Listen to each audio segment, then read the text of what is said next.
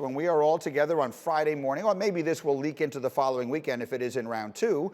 Dan Orlovsky, I will start with you. Which team and which quarterback are we expecting to be the big surprise?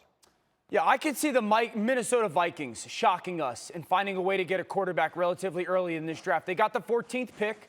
Now they don't have a second rounder, but they have 2 third-rounders and 4 fourth-rounders. So they either take a guy at 14 that slips. Let's say Justin Fields or Trey Lance slips and they go, the physical talent, we just can't pass on. We're going to pounce on him. Or somebody slips in, they try to go up into the second round and go get a guy early on. Kirk Cousins is only under contract for the next 2 years. Okay, so Minnesota, new play caller, kind of need to win now but build for the future.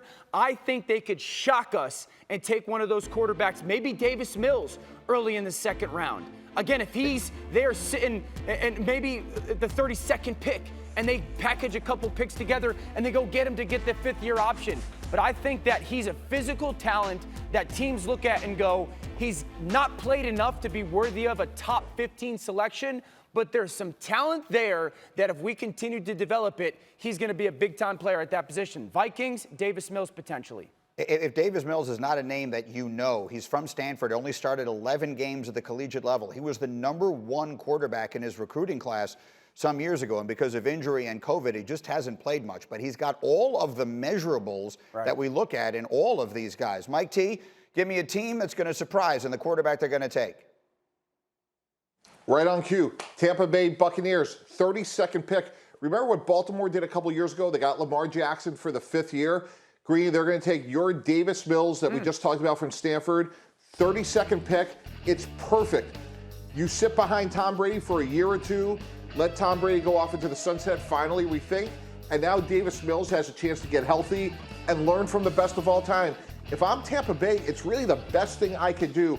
I win for today. I brought everyone back, but I'm developing for tomorrow. And Davis Mills is the perfect high-ceiling player that Dan and you just mentioned. Well, look, if you watch the show, you know I've been saying for the longest time, I think Mills is the guy someone's going to trade into the back half of the first round to take. So I will just put down there the Steelers because I think they're the team that most desperately needs a developmental quarterback. And Mike T, let me just come to you. I have leaned on you so much through email and more during this process as I'm preparing to host the draft. Would the Steelers taking him at 24 be too much of a reach? Is it just too early at 24 to take this raw player who, again, only has 11 starts at the collegiate level?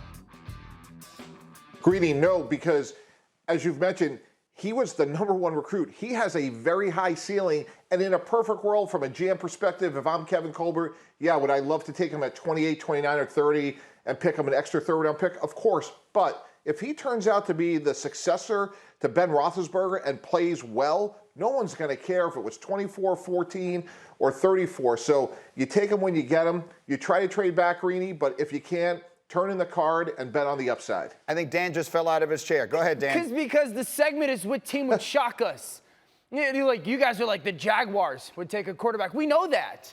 I don't think it would be shocking if Tampa Bay took a quarterback or Pittsburgh took a quarterback. I'm talking about like the Packers shocked us. The Eagles in many ways shocked us with Jalen Hurts. So what team? I could like Seattle.